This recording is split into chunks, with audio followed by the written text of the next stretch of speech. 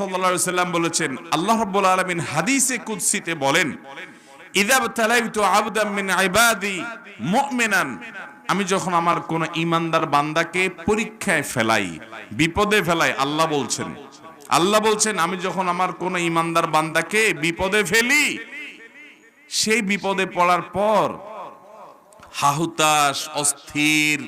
গালমন্দ, ভাঙচুর এসব না করে বিপদে পড়েছে, সে এরপরে কি করে? ফাহামিদানি, সে আমার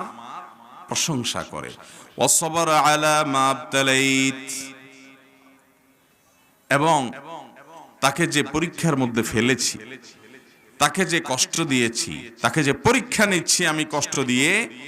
এই জন্য সে সবর করে হাহুতাশ তো করেই না, বরং উল্টে আল্লাহর প্রশংসা করে যে আল্লাহ সুখে রাখলে যেরকম আমি খুশি